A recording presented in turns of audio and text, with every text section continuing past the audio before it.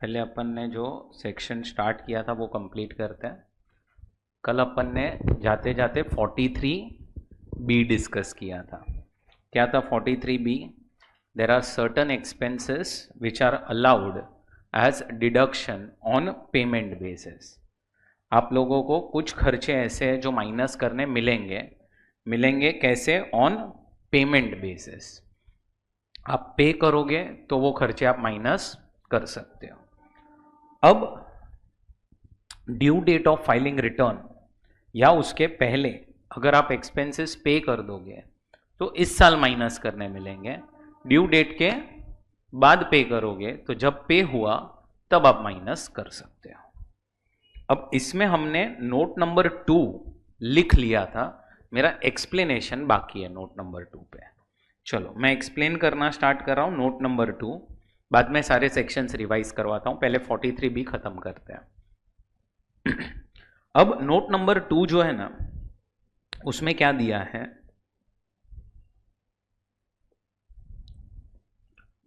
देखो समझो कि आज एक पर्सन है मिस्टर एक्स। मिस्टर एक्स ने बैंक से क्या लिया है? लोन। 50 लाख का लोन है at the rate of 10% interest.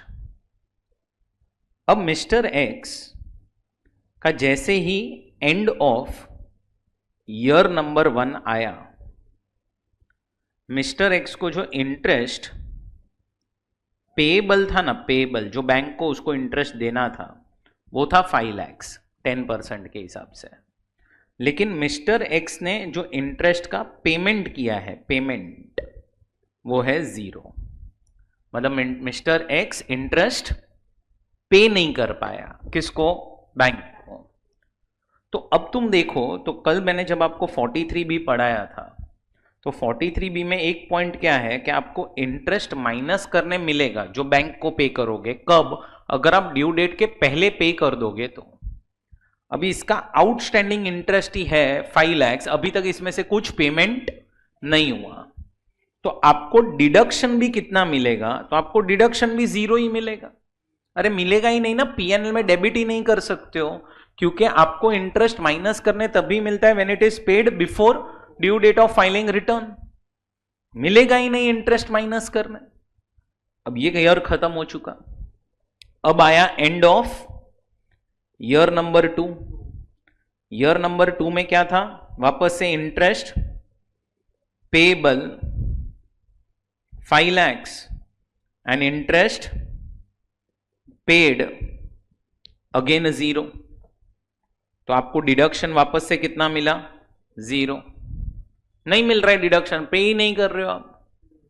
अब बैंक ने देखा कि यार ये पर्सन 2 साल से इंटरेस्ट तो दे नहीं रहा है, इसीलिए ना बैंक ने क्या किया, बैंक गया मिस्टर एक्स के पास और मिस्टर एक्स जो है उसने एक लोन रिस्ट्रक्चरिंग प्रपोजल दिया। उसने, किसने? बैंक ने। क्या? कि आपका जो इंटरेस्ट आउटस्टैंडिंग है अभी तक वो है 10 lakh. Let us convert this into a loan which will be repayable in 5 yearly installments। 5 साल में आपको ये पे करना है। क्या? 10 लाख का जो आपका इंटरेस्ट है। मतलब मिस्टर एक्स का जो बैलेंस शीट था उसमें लायबिलिटी साइड पे दिख रहा था आउटस्टैंडिंग इंटरेस्ट कितना? 10 लाख।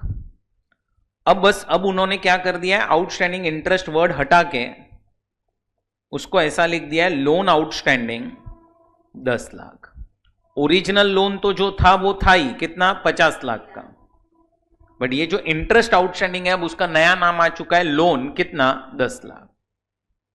10 लाख का लोन आ चुका है, कन्वर्ट हो चुका। Loan is repayable in 5 yearly instalment. And during previous year 24-25 समझो first instalment is paid, that is 2 lakh rupees. मतलब इसमें से 2 लाख का पेमेंट हुआ। अब मिस्टर एक्स क्या कर रहा था पता है? मिस्टर एक्स बोल रहा था कि मेरा जो पीएनएल अकाउंट बनेगा उसमें मैं इधर डेबिट में ऐसा लिख दूंगा इंटरेस्ट 10 लाख। मतलब क्या? मिस्टर एक्स बोल रहा है कि when I am converting my outstanding interest into a loan, it means my interest is paid, and if interest is paid then entire 10 lakhs is allowed. जबकि इनकम टैक्स डिपार्टमेंट बोल रहा था कि mister x आप 10 lakh debit नहीं कर सकते हो, आपको जो इधर इंटरेस्ट डेबिट करनी चाहिए ना वो होगी सिर्फ, क्यों? क्योंकि this loan is interest only. अगर आप इन सब्सटेंस देखोगे तो ये लोन नहीं है, इट इज इंटरेस्ट, एंड उसमें से आपने सिर्फ 2 लाख ही पे किए। मिस्टर एक्स क्या कर रहा था? मिस्टर एक्स समझ रहा था कि जो कन्वर्जन हो रहा है of interest into a loan उसको ही हम पेमेंट समझ लेते हैं, और 10 लाख पूरा माइनस कर रहा था, और इधर ये कितना माइनस कर रहा था? 2 लाख। फिर वो नोट डाला गया, ये जो नोट आपने लिखा कल, और बोल दिया कि इनकम टैक्स डिपार्टमेंट यहां पे राइट है। सो ये प्रोविजन डालने का रीजन नोट नंबर 2 यही था कि लोग क्या समझ रहे थे? Conversion of interest into a loan will amount to payment of interest. इसको हम समझ रहे कि this is payment of interest, and ये अगर पेमेंट ऑफ इंटरेस्ट है तो इसीलिए आपको पूरा 10 लाख माइनस करने मिलेगा। पर फिर डिपार्टमेंट ने प्रोविजन ही बना दिया क्या कि जब भी लोन कन्वर्ट होगा, इंटरेस्ट कन्वर्ट होगा इनटू अ लोन, हम आपको उतना ही इंटरेस्ट माइनस करने देंगे जितना आपने एक्चुअली पे किया है। सो ये है आपका नोट नंबर 2। लिख लेंगे आप नोट नंबर 2।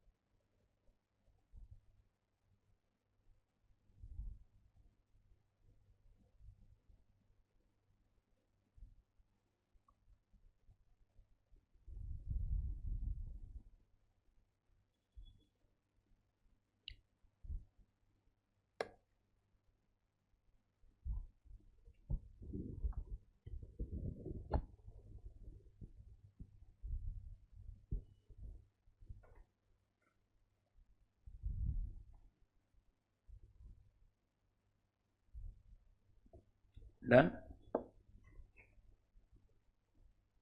चलो अब यहां पे ध्यान दो। अब एक पॉइंट जो मुझे और एक्सप्लेन करना है 43B के अंदर। अब ये पॉइंट ध्यान से समझना क्या है। ये है सेक्शन वापस से 43B ही, लेकिन 43B में एक नया क्लॉज डाला गया था, क्लॉज नंबर H। पॉइंट बराबर से समझो क्या है। Any sum payable by the assessee to a micro or small enterprise beyond the time limit specified in section 15 of Micro, Small and Medium Enterprises Development Act 2006 would be allowed as a deduction only in that previous year in which such sum is actually paid. अब ये provision कब apply होगा? पहले तो ये apply होगा अगर आप पेमेंट कर रहे हो टू माइक्रो और अ स्मॉल एंटरप्राइज। अगर आप माइक्रो एंटरप्राइज को पेमेंट कर रहे हो या अगर आप स्मॉल एंटरप्राइज को पेमेंट कर रहे हो तो ही ये सेक्शन जो है वो क्या होगा? एप्लीकेबल होगा। अब ये सेक्शन में क्या लिखा है देखो।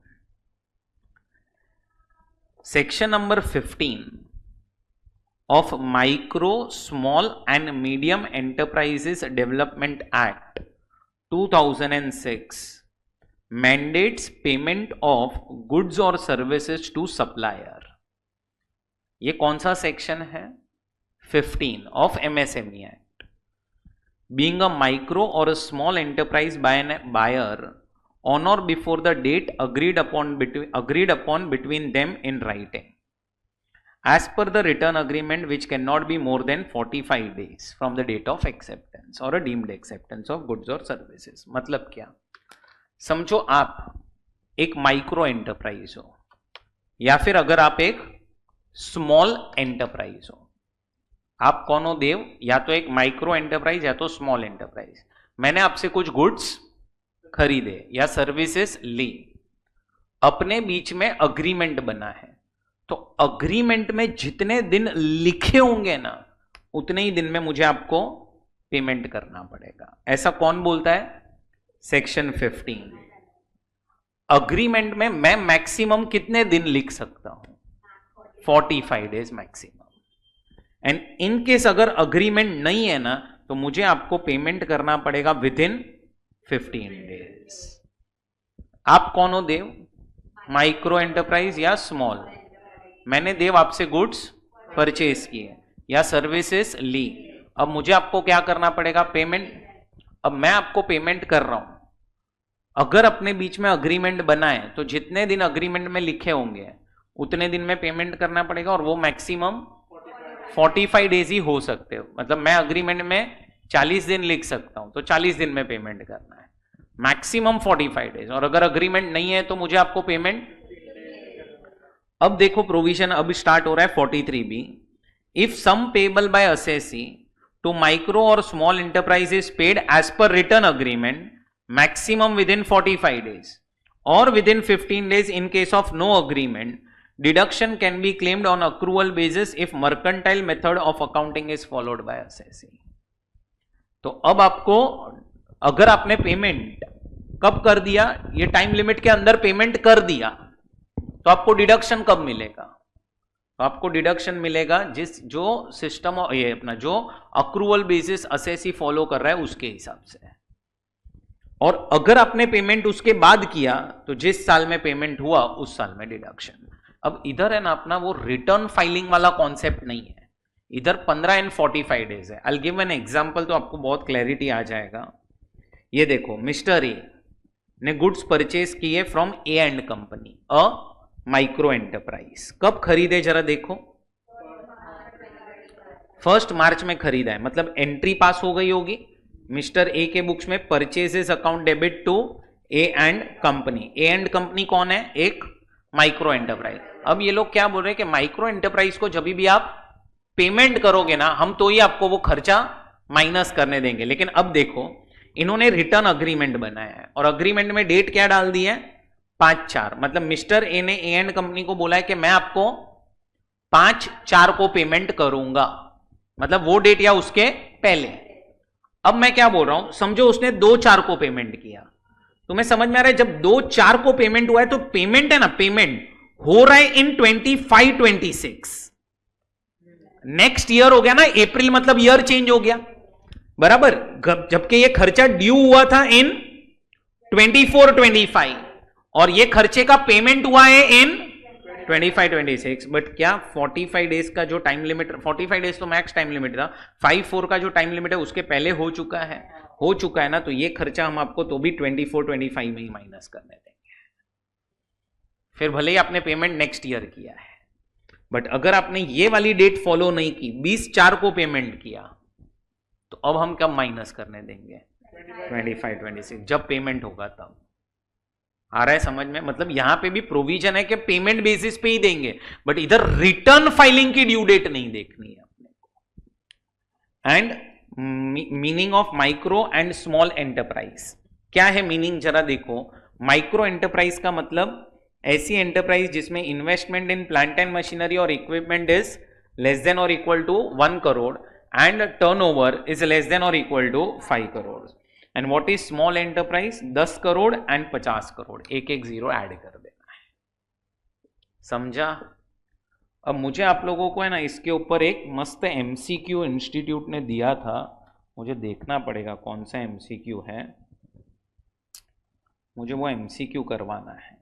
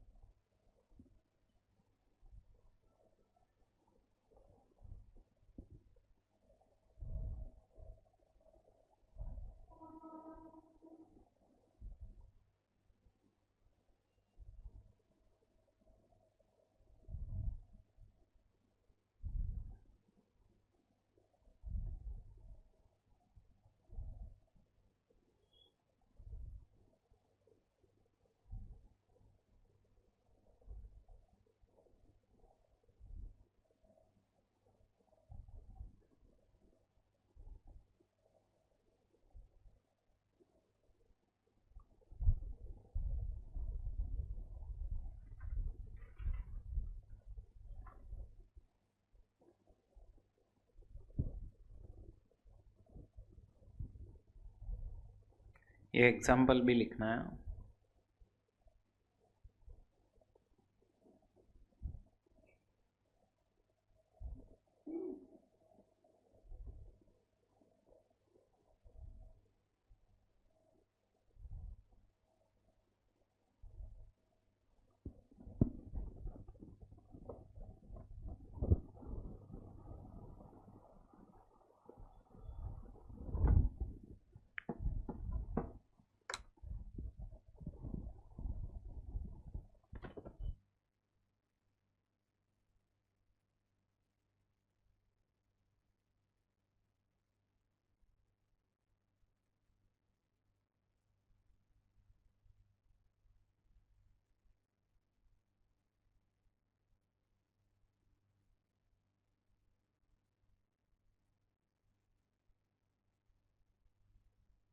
अब एक क्वेश्चन मैं आपको बताता हूँ।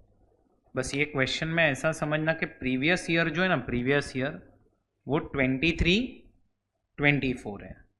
ये क्वेश्चन के लिए सिर्फ ऐसा समझना कि प्रीवियस ईयर इज 23, 24। आपको 23, 24 में कितना डिडक्शन मिलेगा वो आपको बताना है, ठीक है। मैं ऑप्शंस नहीं बता रहा हूँ आपको, या आरटीपी में एमसीक्यू दिया हुआ है। आंसर आ जाए तो अपने पास रखना, मैं पूछूंगा तब बताना, ठीक है।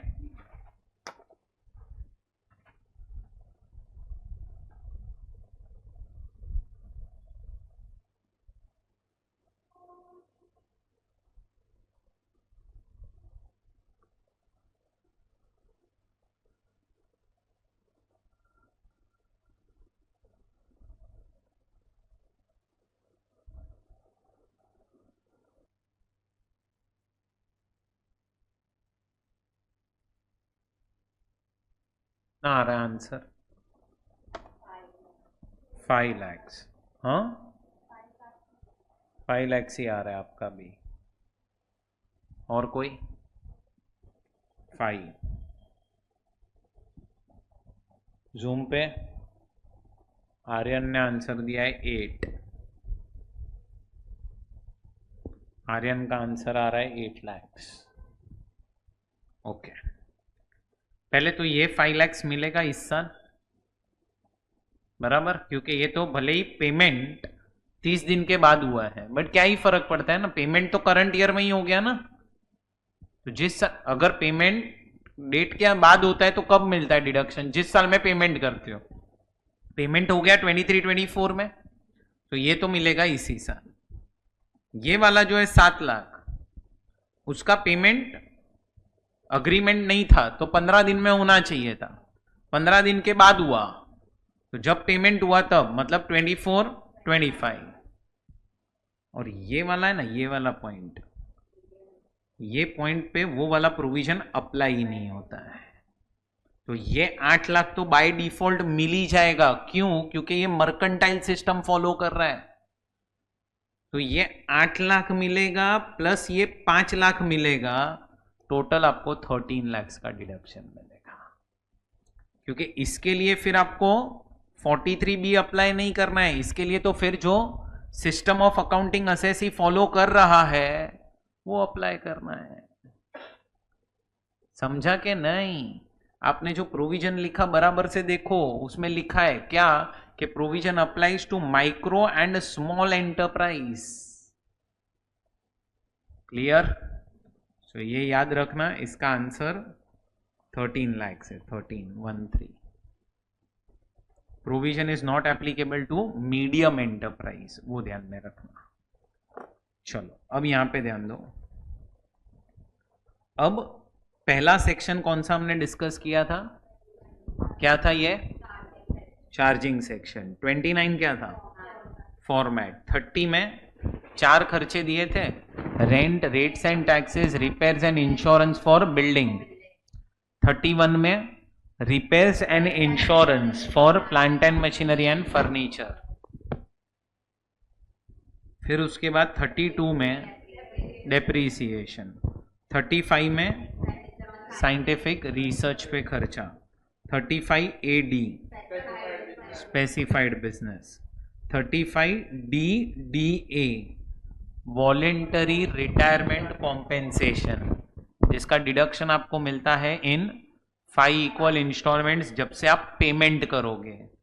35D preliminary expenses, 35CCA contribution to national fund for rural development urban poverty eradication program, 36 subsection 1 clause 1 insurance premium for stock in trade, 1B में health of employees mediclaim, but इधर एक कंडीशन थी, mode of payment other than cash.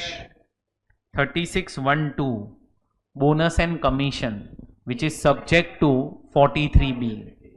36(1)(3) interest on loan, अगर आपने loan वो specified person से लिए तो पेमेंट बेसिस 43B, नहीं तो as per the system of accounting. 0 coupon bonds. 36(1)(4) employer's contribution to recognized provident fund and superannuation fund। 36(1)(5)(a) national pension scheme, जिसमें एक लिमिट थी और फिर 43B अप्लाई करना था। फिर 40(a)(7) provision for gratuity is not allowed, लेकिन अगर ग्रेचुइटी फंड बना दिया अलग से then it is allowed, read with 43B। 36(1)(5)(a) employees contribution from employer's point of view। 36(1)(7) bad debts।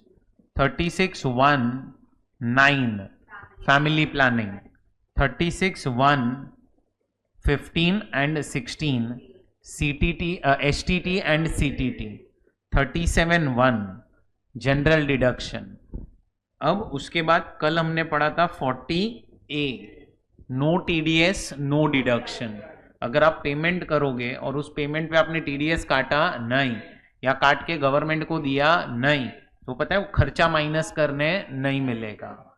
अब इसमें आपको पहले पढ़ाया था when payer is liable to deduct TDS, तो आपको TDS कौन से डेट पे काटना पड़ता है, तो it is either at the time of payment और at the time of credit, whichever is earlier. और मैंने आपको बोला था डिडक्ट करना इज अ बुक एंट्री, अरे बुक में सिर्फ दिखाना है, और फिर जैसे ही काटा फिर उसके नेक्स्ट मंथ के 7th को गवर्नमेंट को देना है, नहीं तो लास्ट मंथ हुआ तो 30th अप्रैल को देना है। 40A(2) करके पढ़ा था अनरीजनेबल पेमेंट टू रिलेटिव्स। अगर आप रिलेटिव्स को पेमेंट करते हो जो क्या है अनरीजनेबल, तो अनरीजनेबल अमाउंट क्या हो जाएगा, डिसअलाउ। 40A(3) पढ़ा था कल हमने कि अगर आपने 10,000 से ज्यादा एक ही दिन में खर्चा किया और अकाउंट पे ही cheque, demand draft, ECS, prescribe mode से पेमेंट नहीं किया, तो अगेन इट इज डिसअलाउड। फिर 41(1), 2, 3 एंड 4 ये 4 सेक्शंस हमने डिस्कस किए थे जो थे इन रिलेशन टू इनकम। ये था recovery of bad debts, scientific research, power generating units. And 41(1) में याद करो, कोई भी एक्सपेंस, कोई भी लॉस या कोई भी ट्रेडिंग लायबिलिटी का आपने डिडक्शन क्लेम कर लिया है और उस चीज का कल उठ के रिफंड आता है या रिकवरी होता है तो वो टैक्सेबल हो जाएगा। एंड फिर 43B जो हमने अभी कंप्लीट किया सेक्शन। अभी तक हमने इतने सेक्शंस पढ़े हैं, बराबर। चलो अब मैं आप लोगों को पहले तो एक क्वेश्चन देता हूं सॉल्व करने के लिए।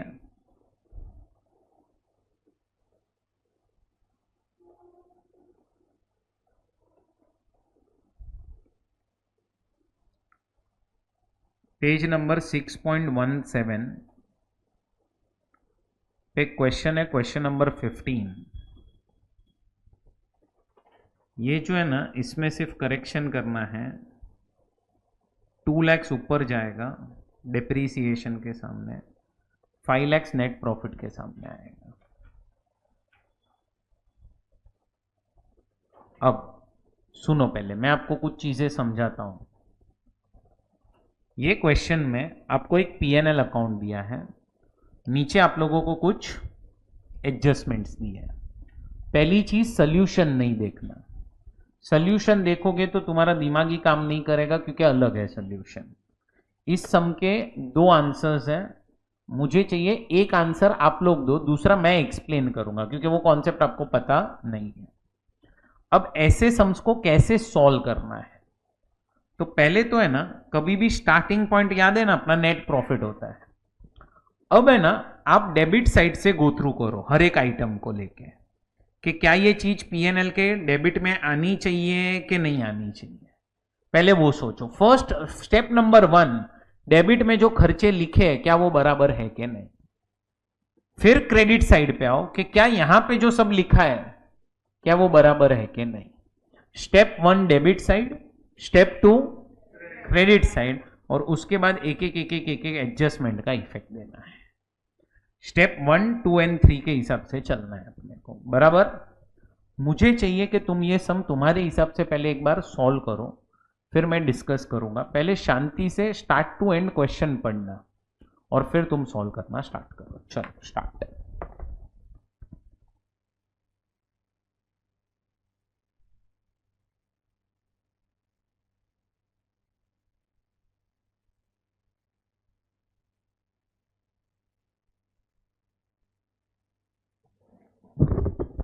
चलो अभी डिस्कस करते हैं, ध्यान दो यहां पे। पहले तो डेबिट साइड से क्या होगा, बोलो आप लोग बोलो, डेबिट साइड से क्या होगा, कुछ आएगा, कुछ इफेक्ट देना पड़ेगा डेबिट साइड में से कोई चीज का, पेनल्टी कहने से ये ऐड करना पड़ेगा आप लोगों को, बोलो समझा ये पहले तो। अब नहीं, अभी तक अपन ने एडजस्टमेंट्स नहीं पढ़ी है पहले तो पहले अपन सिर्फ पीएनएल अकाउंट देख रहे हैं। अब है ना, आप जब एसजीएसटी पेनल्टी ऐड कर रहे हो ना, तो वहीं पे लिख सकते हो कि it is disallowed because there is a breach of law. Credit side से क्या होगा, ये लेस हो जाएगा, क्यों, तो वो वहीं लिख दो ताकि तुम्हारे नोट्स कम हो बाद में। लेस डिविडेंड ब्रैकेट में लिखो, taxable under income from other sources, वो तो लिख ही सकते हो ना उतना तो। अच्छा, एग्रीकल्चर इनकम भी लेस हो जाएगा, क्यों, एग्जम्प्ट है। अगर आपको सेक्शन याद हो तो लिख देने का, सेक्शन 10(1), तो ये भी लेस कर दो, वहीं पे लिख दो इट इज एग्जम्प्ट। अब तुम देखो डेबिट और क्रेडिट साइड से एड लेस सारा हो चुका, अब बचा क्या, एडजस्टमेंट्स। तुम डायरेक्टली एडजस्टमेंट्स पे जंप करोगे ना, फिर तुम शायद ये डेबिट क्रेडिट भूल जाओगे। तो हमेशा याद रखना, step number 1 is debit side, step number 2 is, and step number 3 is adjustment. पहला एडजस्टमेंट क्या करेंगे आप लोग बताओ, 10,000 ऐड कर देंगे, ये एक्सेस अमाउंट है इसीलिए। सेकेंड एडजस्टमेंट,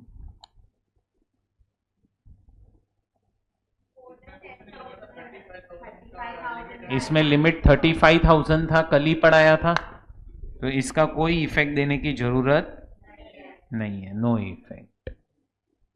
चलो थर्ड एडजस्टमेंट क्या करेंगे, लेस ना, खर्चा अनरिकॉर्डेड एक्सपेंस है, तो 48,000 हम लेस करेंगे।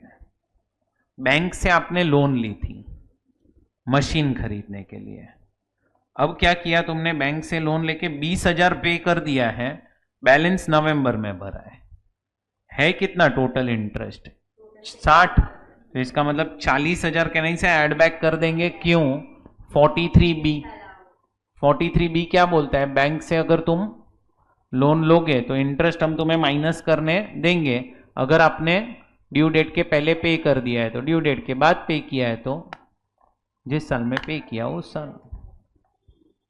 नेक्स्ट, हाउस प्रॉपर्टी के लिए लोन लिया था, प्रिंसिपल 50,000 भरा है, it relates to a property acquired, last year में प्रॉपर्टी खरीदी थी, एंड इंटरेस्ट करंट ईयर का है 23,000। अब ये सारे फिगर्स कहां जाने चाहिए, हाउस प्रॉपर्टी में जाने चाहिए। आपने बिजनेस में नहीं लिखा है तो बराबर किया है, तो इसका भी कोई इफेक्ट देने की जरूरत नहीं है। एंड लास्ट में इधर से आपको क्या मिलेगा, डेप्रीसिएशन का अमाउंट, अब अगर आपने प्रॉपरली डिप्रीसिएशन कैलकुलेट किया होगा तो कितना आ रहा है, 2,23,500। अब इसमें जो पीएनएल में डिप्री दिया है वो गलत है, इसको ऐड करो और ये डिप्री को लेस करो। बराबर, कितना आंसर आ रहा है आपका?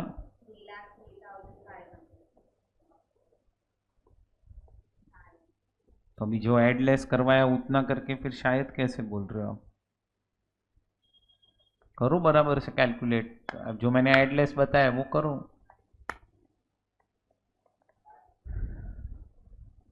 $3,03,500।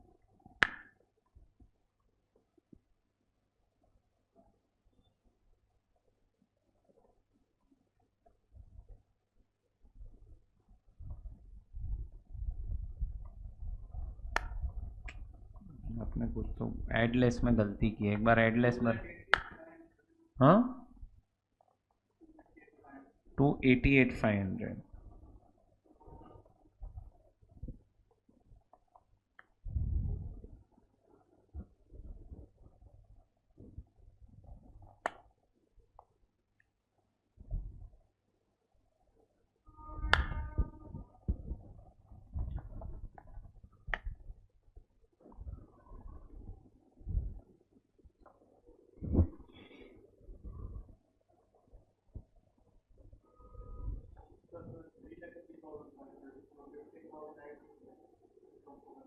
अच्छा, तो ये ऐड करने के बाद बता रहे हो ना आप लोग?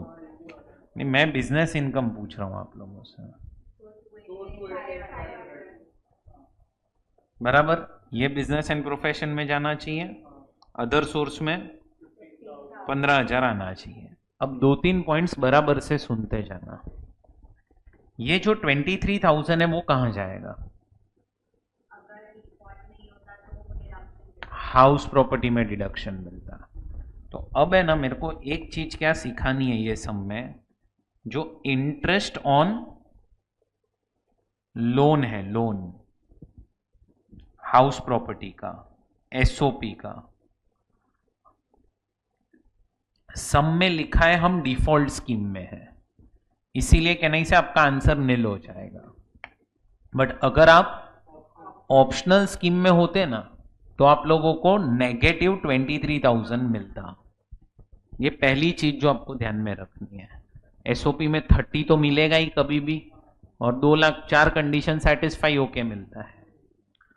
ये सब में आपने लोन का रीपेमेंट भी किया है 50,000 रुपया। अब है ना, डिफॉल्ट स्कीम में ये 50,000 का कोई इफेक्ट नहीं देना होता। बट अगर आप कौन से स्कीम में होते तो यही 50,000 रुपया है ना, आपको एटीसी में डिडक्शन मिलता। घर के लिए जब आप लोन लेते हो, इंटरेस्ट 24B में मिलता है और प्रिंसिपल अमाउंट एटीसी में मिलता है। ये सब में नहीं मिलेगा। क्यों? क्योंकि एटीसी से एटीयू के जो डिडक्शन है वो डिफॉल्ट स्कीम में नहीं मिलते हैं। तो इसीलिए ये एक चीज, और एक समझा, ये पॉइंट समझा? अपन डिफॉल्ट स्कीम में, नहीं तो ये 50,000 है ना, उसका आपको किधर डिडक्शन मिलता? एटीसी। एटीसी कहां पे आता है? ग्रॉस टोटल इनकम में से। और एक चीज ध्यान से सुनना, ये सब में आप डिफॉल्ट स्कीम में गए हो, इसीलिए एडिशनल डेप्रीसिएशन नहीं आया। बट अगर आप कौन से स्कीम में जाते तो आपको एडिशनल भी मिलता। क्यों मिलता? क्योंकि तुम पढ़ो ये कौन है, इज अ मैन्युफैक्चरर, इसीलिए मैन्युफैक्चरिंग पीएनएल अकाउंट दिया है। और इधर देखो, इसने खरीदी है प्लांट एंड मशीनरी। ये तो डिफॉल्ट स्कीम में गया, इसी रीजन के वजह से एडिशनल डेप्री नहीं आया, नहीं तो एडिशनल डेप्री भी आता। पहले तो ये 3 डिफरेंस समझे बिटवीन ऑप्शनल एंड डिफॉल्ट। कोई भी पॉइंट में डाउट हो तो पूछ लो। क्लियर है? अब एक लास्ट चीज, ये मेन चीज है जो समझने जैसी है। पता नहीं ये सब में इंस्टीट्यूट ने ऐसा क्यों किया है, बट तो भी समझ लेते हैं। आपका आंसर कितना आया? बिजनेस का आंसर 288,500। अब इधर तुम बिजनेस का आंसर देखोगे ना तो आया है 384,500। कितना डिफरेंस है जरा निकालो।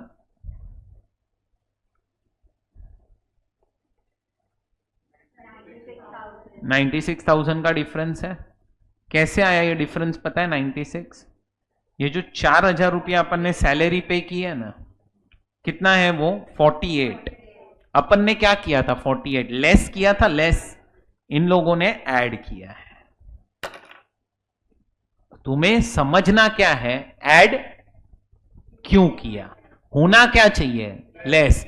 सर हम लेस करेंगे तो चलेगा? 100% चलेगा, वो ऑल्टरनेट आंसर है। मतलब तुम्हारा आंसर गलत नहीं है, मैं वो बोल रहा हूं, बट इन लोगों ने क्या किया यहां पे? ऐड 48। अब क्वेश्चन आता है इन लोगों ने ऐड क्यों किया 48,000? 48,000 जो है वो ऐड क्यों किया? क्या रीजन के वजह से 48,000 ऐड हुआ है? अब मैं आपको इसका पूरा एक्सप्लेनेशन दे रहा हूं, ध्यान से समझना, ध्यान से सुनो एक्सप्लेनेशन। समझो देव, आप जो है वो अभी सीए बन चुके हो और आपने अभी इनकम कमाना स्टार्ट कर लिया। अब आप सीए बन चुके, आपको इनकम आना स्टार्ट होगी। आपने हर साल अपना इनकम टैक्स का रिटर्न भी फाइल किया। आपने रिटर्न के अंदर हर साल 10 लाख रुपए की इनकम दिखाई है। आपने 10 लाख की क्या बताई हुई है? इनकम। हर साल, एवरी ईयर आपने 10 लाख की इनकम दिखाई है। अभी 3 साल हो गए और आपका 3 साल में आपने 10 लाख 10 लाख 10 लाख इनकम दिखाया। अब देव आपकी शादी हो रही है और शादी में ना आपने क्या किया है, एकदम लैविश तरीके से शादी है। आपने मां लक्ष्मी रेसकोर्स बुक कर दिया, पता है इधर मां लक्ष्मी रेसकोर्स है, और आपका जो एंट्री है वो हेलीकॉप्टर में होने वाला है। आपने इन सबको इनवाइट किया है, आपकी पर प्लेट कॉस्ट 10,000 से ऊपर है, एकदम ग्रैंड शादी है। अब ये जो डिटेल है कि आपकी शादी होने वाली है और आपने ऐसे मां लक्ष्मी रेसकोर्स और सब बुक किया है, अब ये डिटेल भी सर्कुलेट होना स्टार्ट होती है। जैसे बड़ी बड़ी शादियां होती है तो आपने देखा ही होगा कि काफी सारे व्हाट्सएप पे आप लोगों को डिटेल्स आती है, तो आप भी आपकी भी शादी चर्चे में आ गई कि देव ने इस तरह से प्लान किया है शादी करने का। अब ये चीज है ना, ये न्यूज पहुंची इनकम टैक्स डिपार्टमेंट वालों को, जो आपका ऑफिसर है ना उसके पास ये डिटेल्स पहुंची। तो उसने देखा ये है कौन देव, चलो देखते हैं जरा। तो उसने आपके सारे रिटर्न्स निकाले। अब रिटर्न्स में देखा तो आपने तो लास्ट 3 साल के ही रिटर्न फाइल किए।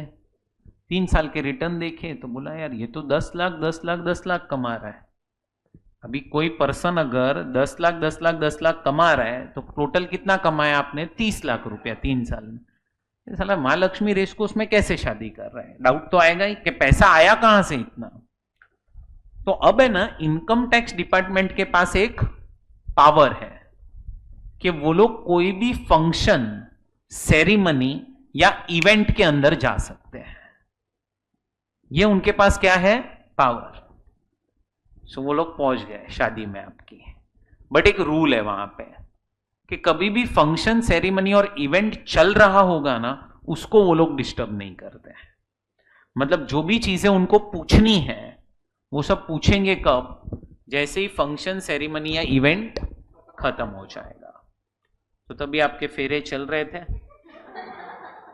तो वो लोग एंट्री मार चुके एंड उन लोगों ने पूरा अरेंजमेंट देखा तो रफली ऐसा एस्टीमेट बैठ रहा था कि कुछ आपने 10-1 करोड़ का खर्चा किया है शादी पे। तो जैसे ही आपके फेरे खत्म हुए, आपको बुलाया गया। आपको ये बोला कि आप सिर्फ ये एक्सप्लेन करो हमें कि आपने ये 10 करोड़ का खर्चा किया कैसे। क्योंकि लास्ट 3 साल से तो आप इनकम बता रहे हो 10 लाख 10 लाख 10 लाख, मतलब आपके पास तो 30 लाख होना चाहिए। 10 करोड़ का खर्चा आप कर कैसे रहे हो? खर्चा करने के लिए कहीं ना कहीं से पैसा भी तो आना चाहिए ना। तो आप खर्चा कर कैसे रहे हो? चलो 30 लाख का खर्चा हम समझ सकते हैं कि आपने अपनी इनकम में से किया है। 30 लाख का खर्चा आपने अपनी इनकम, बाकी का 9 करोड़ 70 लाख का खर्चा हुआ कहां से? अब देव आप ये चीज को एक्सप्लेन नहीं कर पाए, मतलब आपने क्या चीज एक्सप्लेन नहीं की? आपने अपने खर्चे एक्सप्लेन नहीं किए। तो इसका मतलब डिपार्टमेंट ऐसा मान लेगा क्या कि आपने जो खर्चा किया है वो कहीं ना कहीं आपने अपनी इनकम में से किया होगा और वो इनकम पे आपने टैक्स नहीं भरा है। सो ये बन जाता है अनएक्सप्लेन्ड एक्सपेंडिचर। ऐसा खर्चा है जो आपने एक्सप्लेन नहीं किया, तो अनएक्सप्लेन्ड एक्सपेंडिचर को हम क्या मान लेंगे? हम मान लेंगे कि वो आपकी इनकम है। अरे जब इनकम आई होगी तभी तो खर्चा हुआ रहेगा। तो अब ये 9 करोड़ 70 लाख देव आपके हाथ में क्या माना जाएगा? Unexplained expenditure.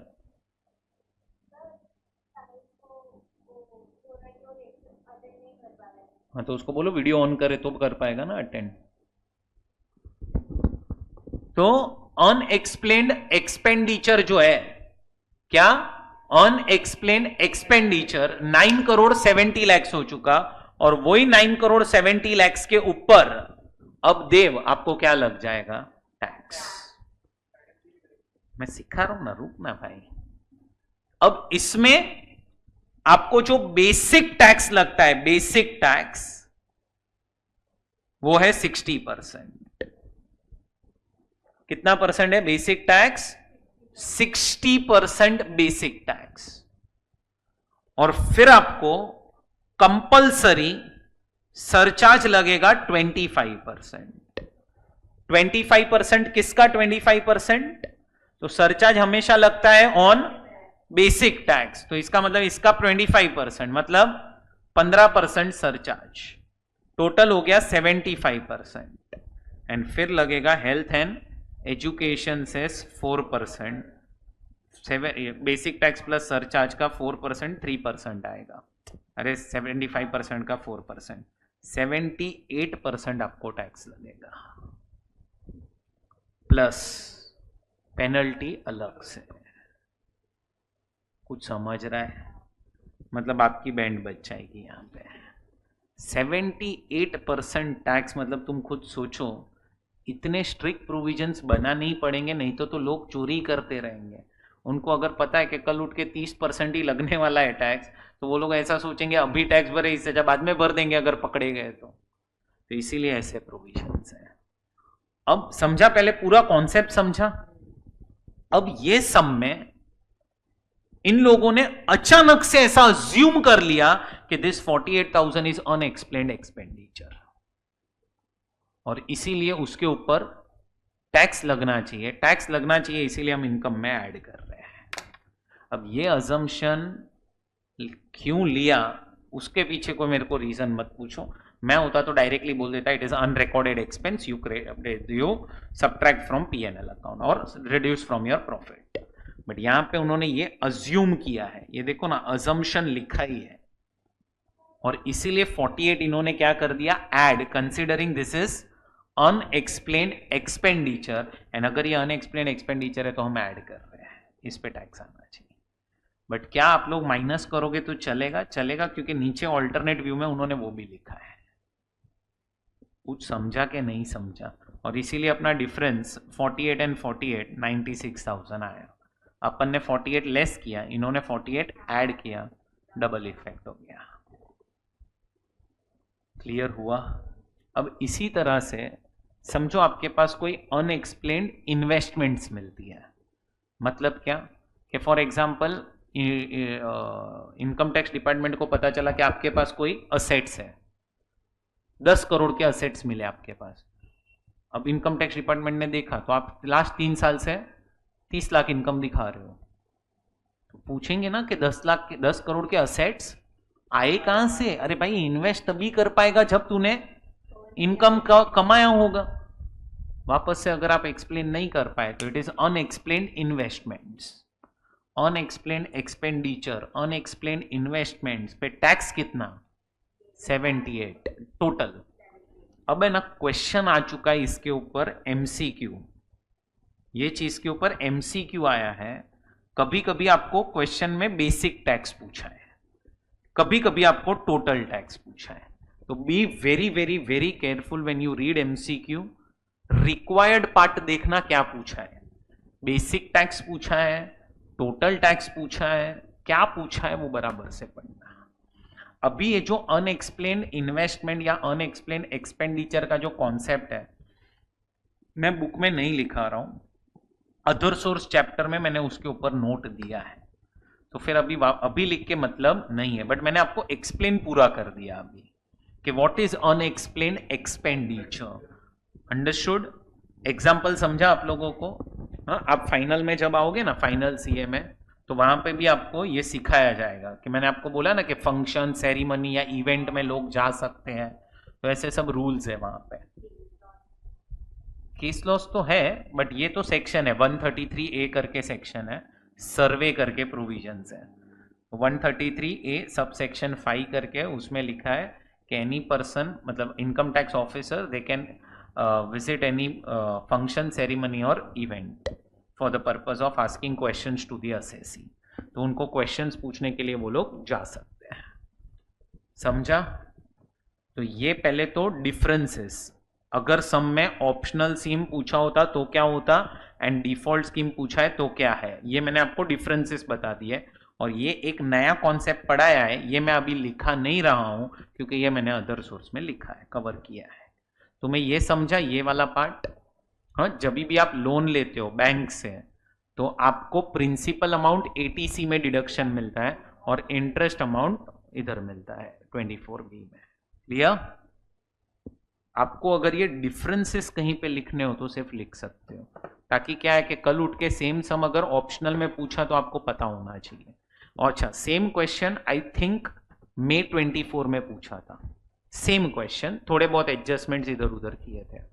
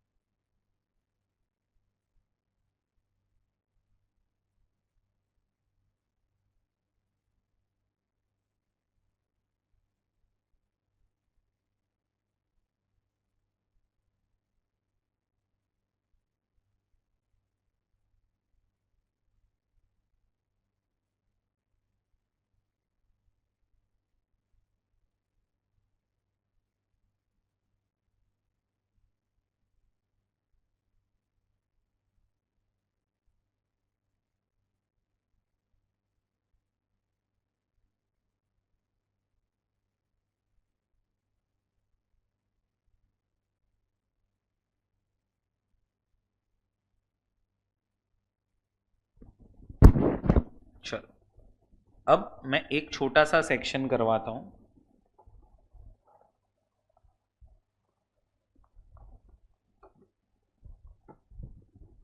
Section number 43A। कोई ये क्वेश्चन है नहीं इसके ऊपर कभी, एक कोई सेक्शन आपके सिलेबस में है तो इसीलिए डिस्कस कर लेते हैं। Asset purchased in foreign currency. अब ये क्या कॉन्सेप्ट है समझो, मैं टाइम दूंगा लिखने के लिए। समझो यहां पे सागर ने देव से एक असेट परचेस किया है। देव कहां पे रहता है? Outside India. अब आउटसाइड इंडिया रहता है तो देव को जो मुझे पेमेंट करना पड़ेगा, कहने से वो करना पड़ेगा इन फॉरेन करेंसी। अब देव मैंने आपसे ये असेट जो खरीदा ना वो अभी खरीदा है ऑन क्रेडिट, और कंडीशन ऐसा है कि मैं ये असेट के लिए आपको पेमेंट करूंगा, हाफ पेमेंट 1 साल बाद करूंगा और हाफ पेमेंट दूसरे साल में करूंगा। अपन फॉरेन करेंसी में एग्जांपल डॉलर का ले लेते हैं अभी, कि समझो 1 लाख डॉलर का ये असेट है, ये खरीदा गया है ऑन क्रेडिट, समझो खरीदा है 1 अप्रैल 2024 को, मतलब अपना करंट ईयर में ही खरीदा, फर्स्ट डे पे। अब 25-26 में एंड 26-27 में dollar 50K and dollar 50K का पेमेंट होने वाला है, फ्यूचर की बात है। मुझे हाफ पेमेंट नेक्स्ट ईयर में करना है और हाफ पेमेंट उसके भी नेक्स्ट ईयर में। अब तुम समझो मैं तो जो बुक्स बनाऊंगा वो तो बनाऊंगा रुपीज में, क्योंकि मेरे को तो सारे ट्रांजैक्शन रुपीज में रिकॉर्ड करने पड़ेंगे। तो अब यहां पे मैं खरीद रहा हूं ये असेट इन डॉलर, मैं करूंगा मैं बनाऊंगा फाइनेंशियल स्टेटमेंट्स इन रुपीज। अब क्या करूं? तो अब समझो कि जैसे ही आपने असेट खरीदा वो टाइम पे $1 जो है ना, $1 एग्जाम्पल ले रहे हैं अपन, तुम्हें भी पता है अभी $1 85 जितना चलता है, बट मैं एग्जाम्पल ले रहा हूं सिंपल रखने के लिए, मैं बोल रहा हूं 50 रुपीज है। अभी $1 अभी समझो 50 रुपीज है जब तुमने ये असेट खरीदा, तो तुम क्या करो पता है, तुम्हारे ब्लॉक के अंदर ये असेट को लेके जाओ, कहां लेके जाओ? ब्लॉक में, और ब्लॉक में इस असेट की एक्चुअल कॉस्ट जो तुम लिखोगे वो हो जाएगी 50 lakhs, बराबर। Now let us assume rate of depreciation is 10%, तो आप डेप्रीसिएशन कैलकुलेट करो फॉर 24-25, कितना? 5 लाख रुपया, 45 lakhs बचा। This is your closing WDV, और यही तुम्हारा बन जाएगा ओपनिंग WDV ऑन 1/4/25, 45 lakhs। अब देखो, अब आपका 25-26 साल आ गया ना ये वाला, तब आप क्या करोगे? तो सागर जो है वो देव को $50,000 का पेमेंट करेगा। अब तुम समझो कि जब ये असेट खरीदा गया था और जब पेमेंट हो रहा है, तो तब रेट ऑफ एक्सचेंज में डिफरेंस हो सकता है। मैंने तो ये असेट रिकॉर्ड किया था एट 50, अब समझो कि जब मैं पेमेंट कर रहा हूं आपको देव, तो $1 इज एग्जाम्पल 52 हो सकता है ना प्राइस। तो now if you are able to understand, carry say there is a foreign currency fluctuation loss. So यहां पे मुझे तो लॉस हो गया, कितने का लॉस हुआ? तो 50,000 इंटू 2 रुपया, 1 लाख रुपया मुझे देव आपको एक्स्ट्रा देना पड़ा है। आपको तो $50,000 ही मिलने वाले, पर मेरे को, मैंने सोचा था 50 का खर्चा होगा, बट हो कितना गया? 52, तो 1 लाख एक्स्ट्रा गया। हाँ, $50,000 का 1 लाख एक्स्ट्रा गया है, अभी तक बैलेंस 50,000 तो मैंने दिया ही नहीं है आपको। तो अब ये जो मेरा नुकसान हुआ है फॉरेन करेंसी फ्लक्चुएशन लॉस, उसका क्या करना है? तो जो भी असेट की वो टाइम पे वैल्यू होगी ना, उसमें ये लॉस ऐड कर देना। मतलब तुमने क्या किया पता है, वो $50,000 जो थे ना, उसको तुमने अपने आप क्या नहीं से 52 पे रिकॉर्ड कर लिया अभी। अरे 1 लाख ऐड किया, पहले 50 में लिखा था, तो इसका मतलब क्या हो चुका पता है, अब तुम्हारे $50,000 50 रुपए पे है और $50,000 52 पे आ गए, और अब रिवाइज्ड वैल्यू कितनी आ गई? और इसको अब क्या करो, डेप्रीसिएशन फॉर 25-26, दैट इज 4,60,000, 10% के हिसाब से। तो ये आंसर आपका आ गया कितना? 41,40,000। समझा? ये हाँ, कर सकते हो ना, पर वो हेजिंग का पार्ट आ जाता है, हेजिंग का पार्ट आता है। सो वो कॉन्सेप्ट अभी है नहीं आपको, वो हेजिंग करके कॉन्सेप्ट आता है, हेजिंग कॉन्ट्रैक्ट्स करके बोलते हैं। तो to mitigate the loss you can enter into a forward contract. Closing WDV आ गया। अब क्या आ जाएगा वापस से? ओपनिंग WDV 41,40,000, और अब 26-27 ईयर आया, तब सागर ने देव को बैलेंस $50,000 का पेमेंट किया। अब ऐसा भी तो हो सकता है कि यहां पे $1 हो चुका हो, तो ये $50,000 तो मेरे बुक्स में तो 50 पे ही रिकॉर्डेड है अभी भी। तो अब मुझे क्या हुआ, फॉरेन करेंसी फ्लक्चुएशन प्रॉफिट कितना, 50,000 इंटू 4, 2 लाख रुपए का प्रॉफिट। क्या करूंगा, तो ये प्रॉफिट मैं लेस कर दूंगा क्योंकि इतनी वैल्यू मेरी कम हो गई। तो रिवाइज्ड आ गया 39,40,000 और अब मैं डिप्रीसिएशन लूंगा फॉर 26, 27, 3,94,000 जो भी बचा दैट इज क्लोजिंग। शॉर्ट में मैं क्या सिखाना चाहता हूं कि अगर आपने असेट खरीदा आउटसाइड इंडिया से ऑन क्रेडिट, तो फिर जब आपने खरीदा और जब आपने पेमेंट किया there will be foreign currency fluctuation gain और loss. If there is gain then you subtract from WDV, if there is add to WDV। Easy है। तो ये आपका कौन सा सेक्शन था, 43। पूछा नहीं है कभी भी पर बुक में है इसीलिए करवाया, लिख लेंगे आप लोग।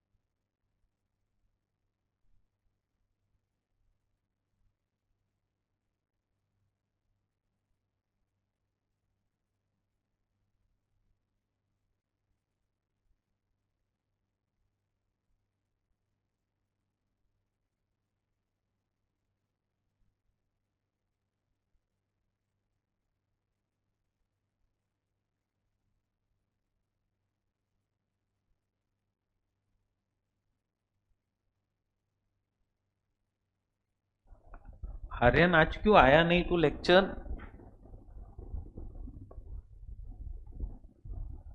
बीमार है?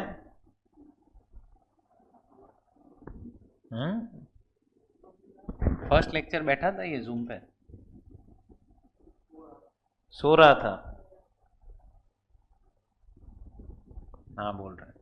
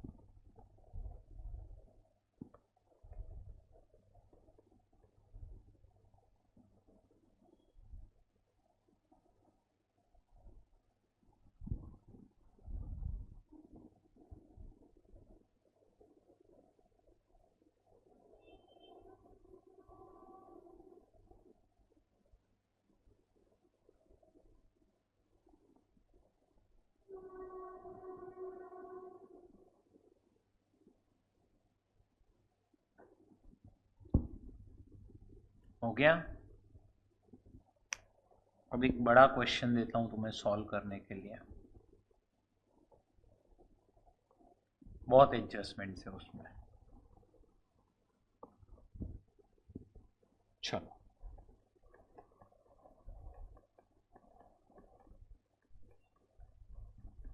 सोल्यूशन मत देखना, सोल्यूशन में कुछ गलतियां हैं। क्वेश्चन नंबर 13, ये पूरा इधर एडजस्टमेंट से भरा हुआ है, ठीक है। करो, तुम्हारे हिसाब से सॉल्व करना स्टार्ट करो।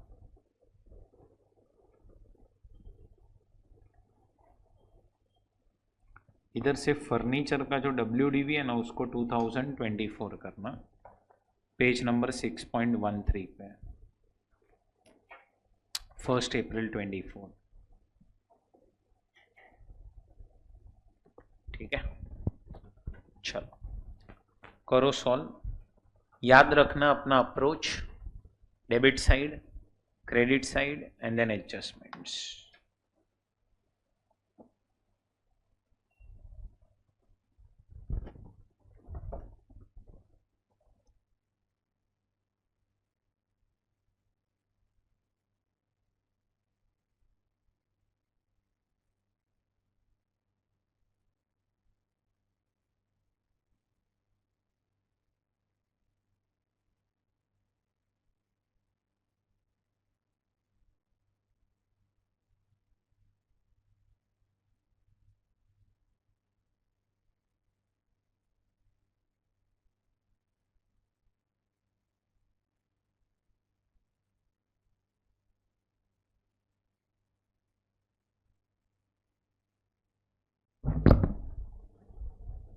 ना हुआ कि नहीं हो रहा है? खत्म, एडजस्टमेंट्स हो गई सारी।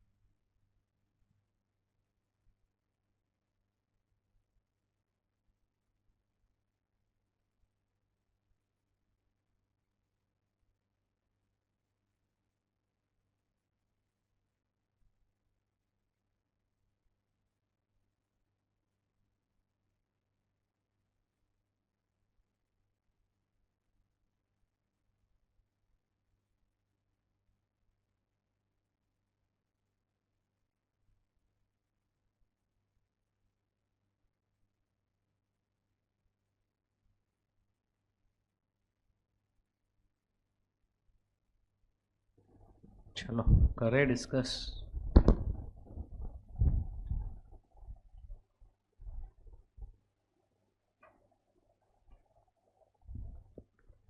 पहले तो चलो अभी लिखना बंद करेंगे। क्रेडिट साइड से डिविडेंड लेस हो जाएगा, इनकम टैक्स रिफंड लेस हो जाएगा। क्यों? क्योंकि ये तो इनकम ही नहीं है, और ये भी लेस हो जाएगा। क्यों? ये अदर सोर्स में टैक्सेबल है और ये अदर सोर्स में टैक्सेबल है। डेबिट साइड से पहली चीज जो आप ऐड करोगे वो है पेटेंट्स, क्योंकि पेटेंट्स क्या है, it's a capital expenditure, intangible asset आपने खरीदा है तो पहले ऐड कर दो और फिर लेस भी करो, क्या, डेप्रीसिएशन ऑन पेटेंट। कितना डेप्री आएगा, 1 लाख इंटू 25% इंटू हाफ, तो दो इफेक्ट आएगा, पहले ऐड होगा 1 लाख और लेस होगा 12,500। आरडीडी ऐड हो जाएगा, इनकम टैक्स ऐड हो जाएगा, फैमिली प्लानिंग एक्सपेंस ऐड हो जाएगा। क्यों, कंपनीज को ही डिडक्शन मिलता है फैमिली प्लानिंग का। मेडिक्लेम 7,000 ऐड हो जाएगा, कैश में पे किया है। 3611 भी बोलता है कि अदर देन कैश होना चाहिए। Mediclaim sorry life insurance no effect, क्यों, हाँ 37(1) में, और क्यों, हाँ 10,000 से ज़्यादा नहीं है। वॉलेंटरी अभी कुछ नहीं कर रहा हूँ क्योंकि मैंने एडजस्टमेंट्स नहीं पढ़ी है, इस प्रिलिमिनरी भी कुछ नहीं, जनरल एक्सपेंस भी कुछ नहीं, पहले इतना एड लेस होना चाहिए। अब क्या होगा, अब नीचे adjustment, opening stock is over valued bye 10%, मतलब जहां पे अपने को लिखना था 100, अपन ने लिखा 110। So if 110 is 1,20,000, 10 is how much? Cross multiply, पहले 10 निकाल लो, मतलब अभी अपन ने ज्यादा लिख दिया, तो ज्यादा लिख दिया तो उसकी वजह से प्रॉफिट क्या हो गए होंगे, 110 लिख दिया, उसकी वजह से प्रॉफिट आपके कम हो चुके रहेंगे, क्या करोगे, ऐड। कितना आ रहा है अमाउंट, 10,909 आएगा, क्योंकि इसको अपने को समझना पड़ेगा, दिस इज योर 110, इसका 10% मत ले लेना 120 का, वो 110 है, 10 is how much, and closing stock is under valued, तो उसको भी अपने को क्या करना पड़ेगा, ऐड, कितना, 22,222 बराबर, क्योंकि इसको अपने को समझना पड़ेगा कि दिस इज 90 पर 100 is how much. Municipal tax 10,000 पे हुआ है, बैलेंस बाद में पे हुआ है, तो बैलेंस कितना है, तो 10,000 ऐड हो जाएगा म्युनिसिपल टैक्स। क्यों, due date of filing return 43B में पहला ही आइटम था tax, duty, cess and fee, तो टैक्स, ड्यूटी, सेस में कहने से आपका ये 10,000 ऐड हो जाएगा 43B। फर्नीचर का सब डिटेल दिया है, इसका मतलब फर्नीचर का डेप्री गलत है तो इसको पहले ऐड कर दो, और इधर करेक्ट डेप्री कैलकुलेट करो, ये इस पे नहीं आएगा डेप्री, इस पे आएगा फुल, इस पे आएगा फुल, और इस पे आएगा हाफ। कितना आ रहा है डेप्री,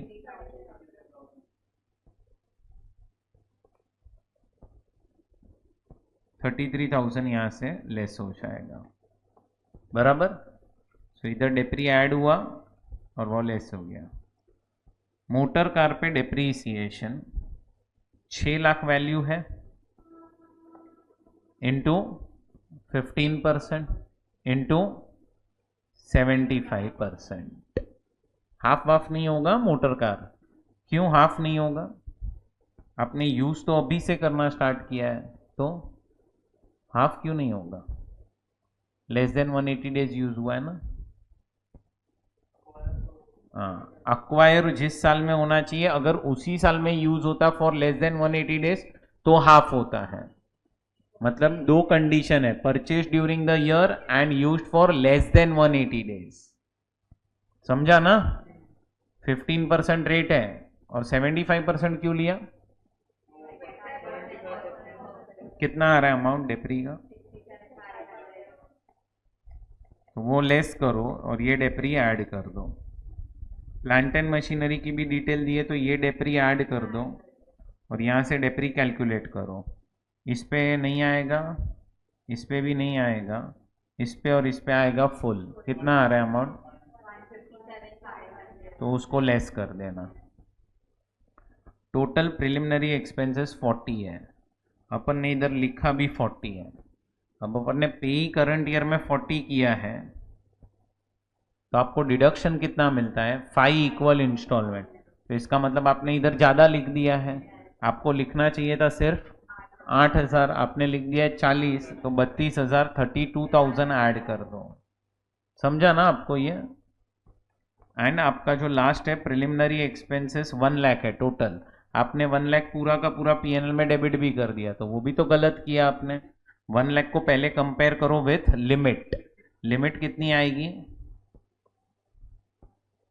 75,000। कैसे?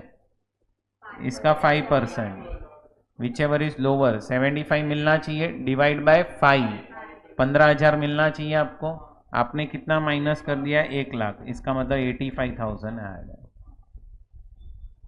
ये आंसर कुछ गलत है टोटल, मतलब यहाँ पे कितना आ रहा है आप लोगों का, मतलब बराबर किया है आपने?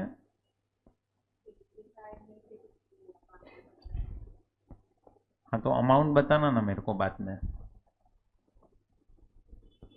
अदर सोर्स में 2 इनकम आएगी, एक डिविडेंड और एक interest on income tax refund.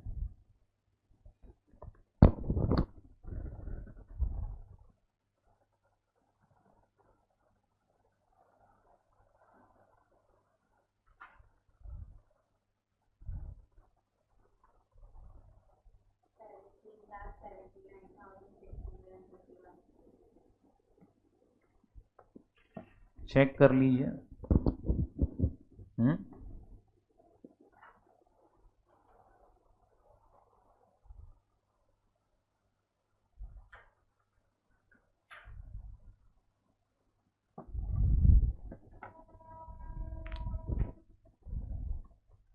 Check करो।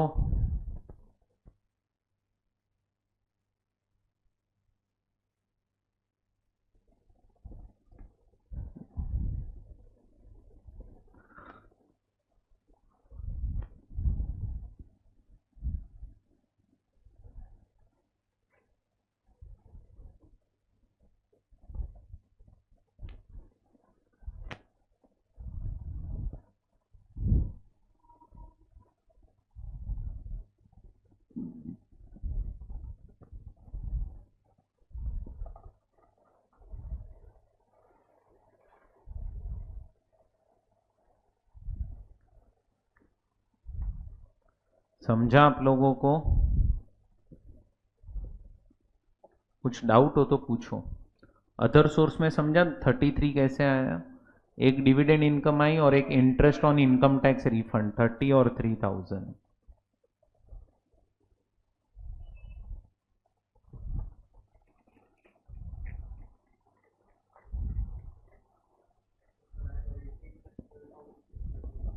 $18,630,000 बराबर।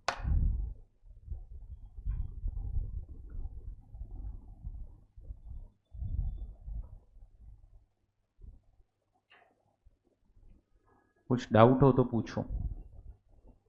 नहीं?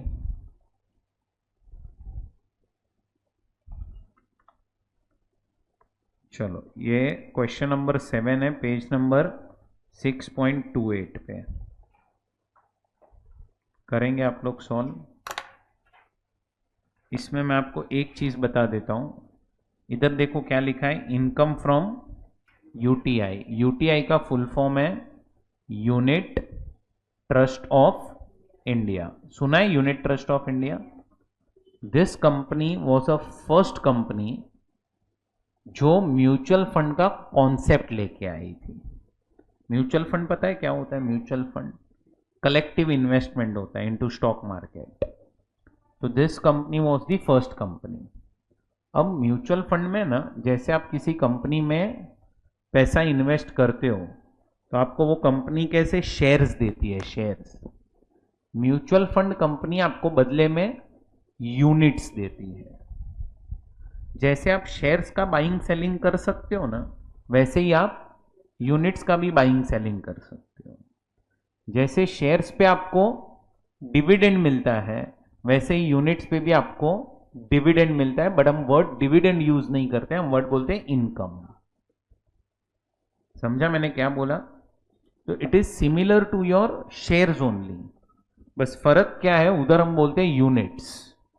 तो अगर तुम समझो रिलायंस में इन्वेस्ट करो तो उसके शेयर्स मिलेंगे तुम्हें, बट अगर तुम किसी म्यूचुअल फंड कंपनी में इन्वेस्ट करो, ये सामने एक मीरा असेट करके कुछ तो है, बहुत बड़ा म्यूचुअल फंड कंपनी है एक मीरा असेट का, उसका एक म्यूचुअल फंड चलता है, बहुत फेमस है वो म्यूचुअल फंड, तो आप उसमें इन्वेस्ट करो, यू गेट यूनिट्स। अब शेयर्स का बाइंग सेलिंग हो सकता है, तो वैसे ही यूनिट्स का भी बाइंग सेलिंग होता है। शेयर्स पे आपको डिविडेंड मिलता है तो यूनिट्स पे भी आपको डिविडेंड मिलता है, बट हम वर्ड क्या यूज करते हैं, इनकम। तो ये इनकम और कुछ नहीं है, this is dividend which is received from a mutual fund company which is taxable under income from other sources. चलो करो ये सम सॉल्व तुम्हारे हिसाब से और देखो क्या आंसर आता है। स्टार्ट।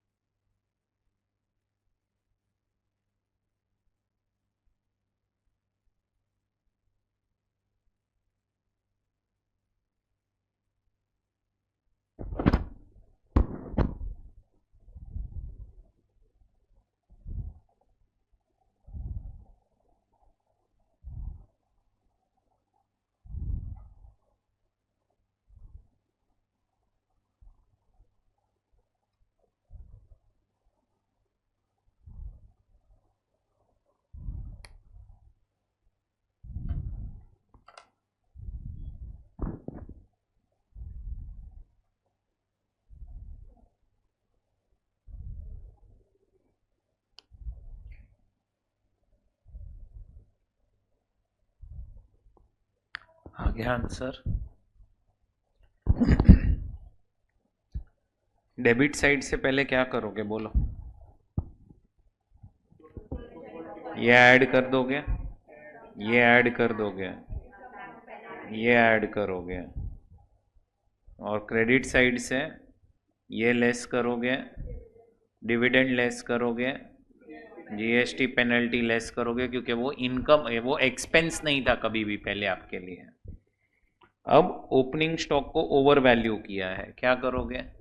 ऐड, ये ऐड, ये आपका कौन सा कॉन्सेप्ट आ रहा है पता है आपको? वो employer's contribution to national pension scheme.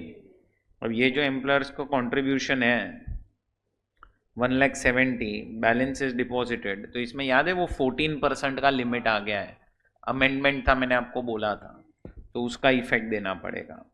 Gratuity fund में सिर्फ 40,000 गया है, मतलब 30,000 के नहीं से और ऐड करना पड़ेगा, समझा ना? डेप्रीसिएशन एज पर इनकम टैक्स रूल्स 20 है, डेप्रीसिएशन डेबिट ही नहीं किया है अपन ने, तो क्या करेंगे? Less. Purchase include purchases of 4 lakh, market value is 4,20,000, क्या करेंगे? नो इफेक्ट, क्यों? रीजनेबल अमाउंट से कम पे किया है। बोनस 27,500 दे दिया है, बोनस कितना था?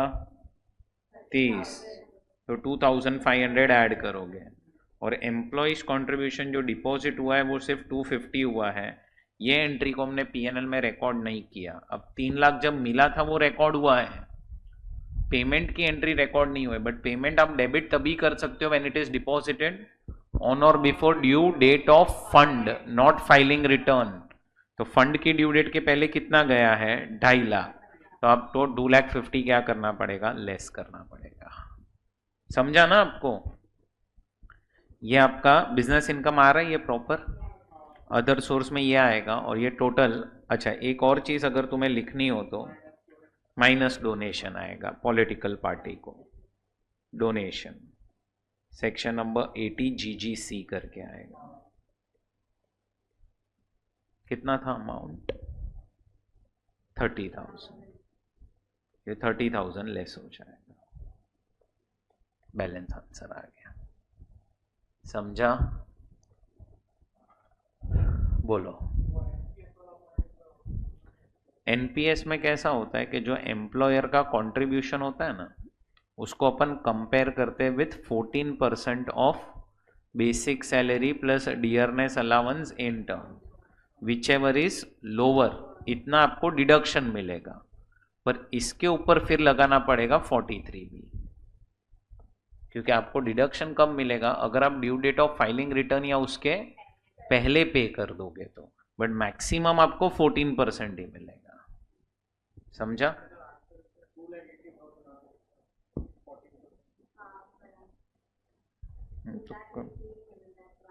एम्प्लॉयर्स कंट्रीब्यूशन कितना है? 3,80,000 है, एंड एम्प्लॉय 14% कितना आ रहा है? 2,80,000। तो 2,80,000 है तो कितना एक्सेस है? 1,00,000 एक्सेस है। अब ये 2,80,000 भी आपको कब मिलेगा? अब फाइलिंग रिटर्न के पहले। तो आपने फाइलिंग रिटर्न के पहले तो सारा भर दिया है ना। ये तो फंड की ड्यू डेट के पहले 170, बैलेंस तो फाइलिंग रिटर्न। ये डेट तो सिर्फ अपने लिए रेलेवेंट भी नहीं है, अपने फाइलिंग रिटर्न के पहले सब भर दिए। तो 1,00,000 जो एक्स्ट्रा है बस वही ऐड कर दो। बराबर? पक्का समझा? चलो, अब एक छोटा सा सेक्शन आपको एक्सप्लेन करता हूं। सेक्शन नंबर 44AB करके है। बोलो कौन सा सेक्शन है? अब ये सेक्शन में कोई इनकम के ऊपर डिस्कशन नहीं है, कोई एक्सपेंस के ऊपर डिस्कशन नहीं है। ध्यान से समझो ये सेक्शन में क्या लिखा है। पता है, मैंने आपको बीच में एक्सप्लेन किया था कि ये गवर्नमेंट ने जो पूरा सिस्टम बनाया हुआ है टैक्स के अंदर is a self assessment system. What is self assessment? के असेसी तू अपना टैक्स खुद कैलकुलेट कर और खुद आके पे कर। बराबर? सो ये किसका काम है? टैक्स पे करना, टैक्स कैलकुलेट करना, रिटर्न फाइल करना, किसका काम है? असेसी का, टैक्स पेयर का। अब असेसी को अगर टैक्स कंप्यूट करना नहीं आता है, पे करना नहीं आता है, रिटर्न फाइल करना नहीं आता है, तो वो किसके पास जाएगा? सीए के पास।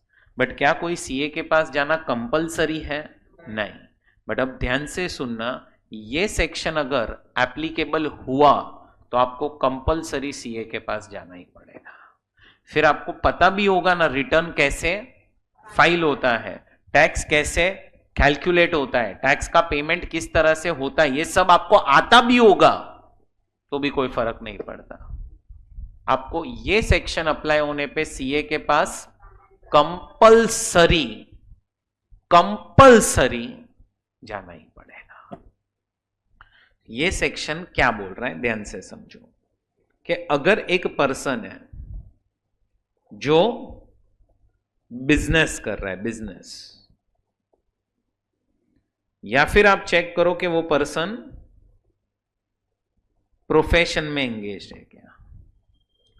अब अगर एक पर्सन बिजनेस कर रहा है तो बिजनेस के अंदर मैं आपको एक कंडीशन बताऊंगा। अगर कंडीशन सैटिस्फाई हो जाती है तो फिर वो पर्सन का टर्नओवर अगर 10 करोड़ के ऊपर है, 10 करोड़, एंड अगर कंडीशन सैटिस्फाई नहीं होती है और टर्नओवर अगर 1 करोड़ के ऊपर है, प्रोफेशन में कोई कंडीशन नहीं है, प्रोफेशन में डायरेक्टली आता है ग्रॉस रिसीट।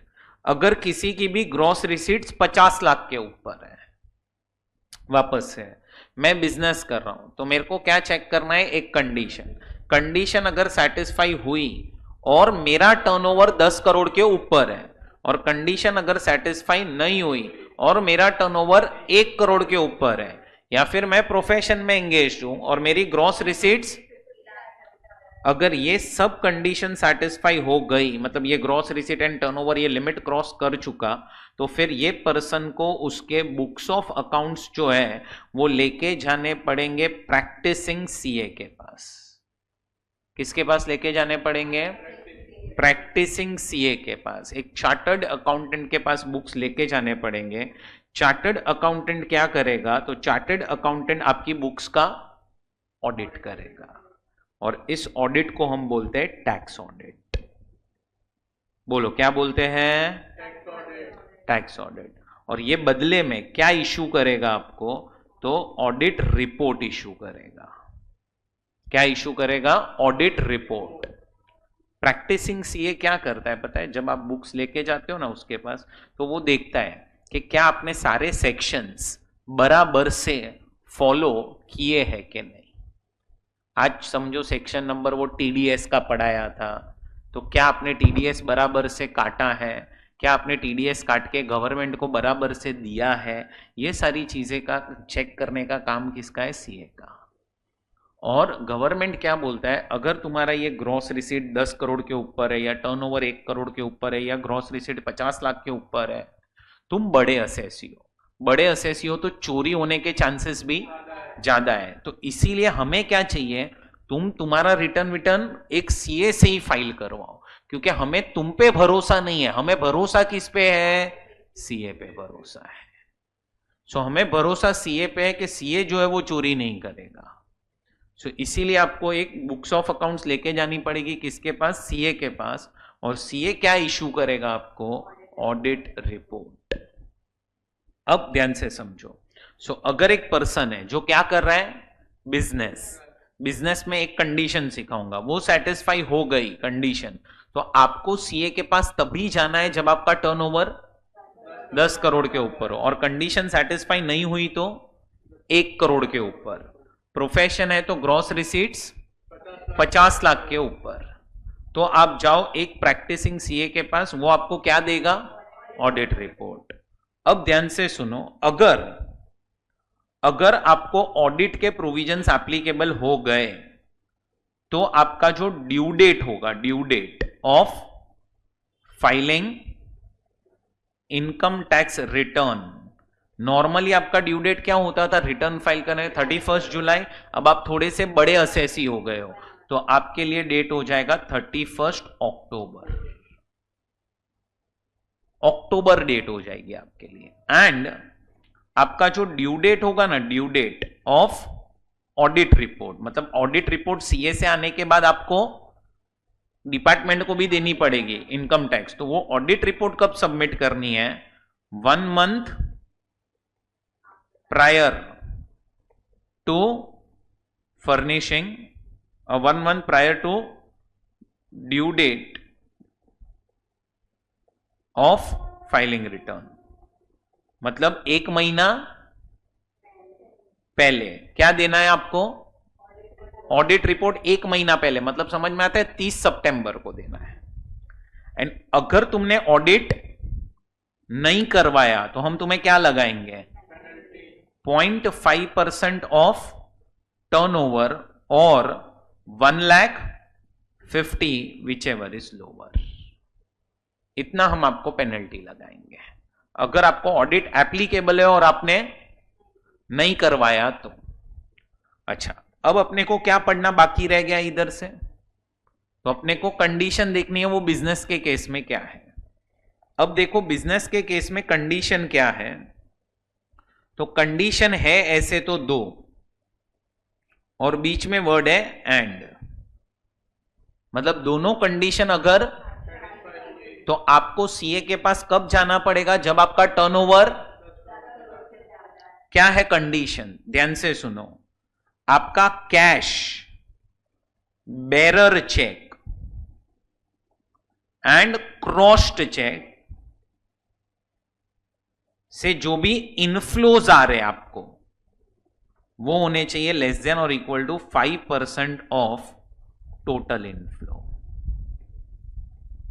अब गड़बड़ मत करना, इधर है ना वो लोग क्या बोल रहे, आपको साल में कितना पैसा आया पहले वो देख लो।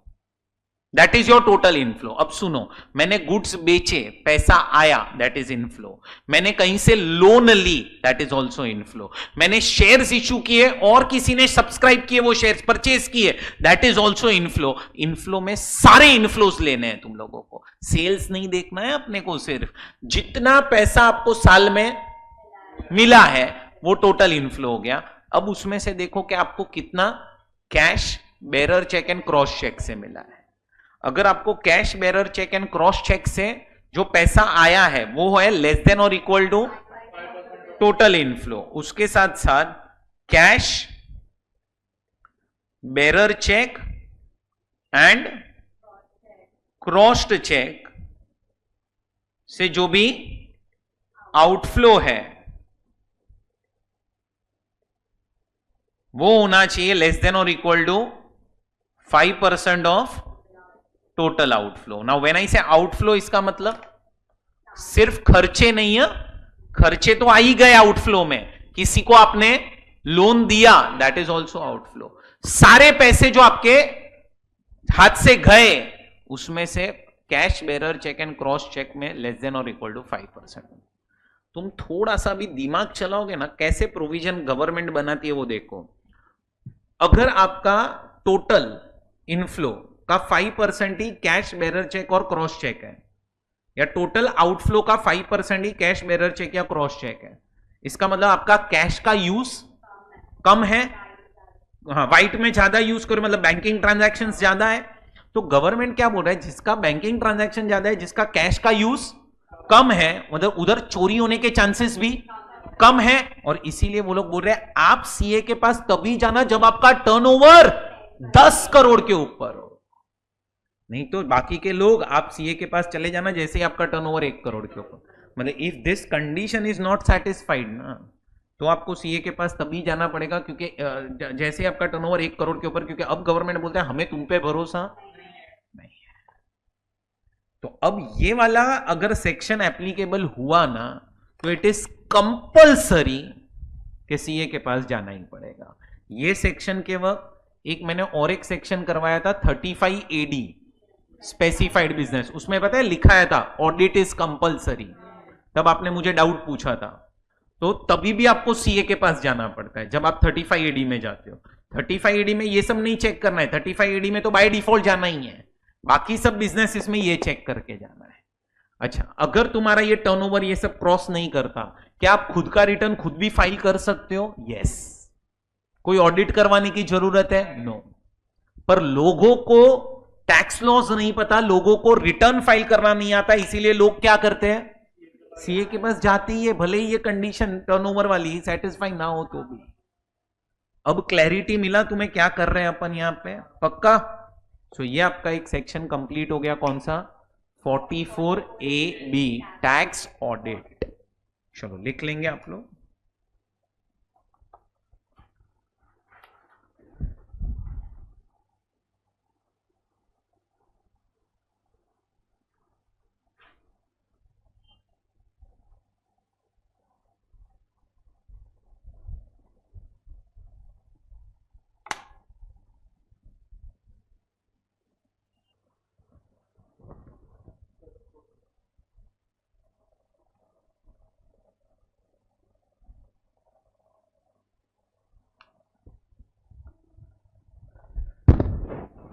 चलो अभी कल कंटिन्यू करेंगे।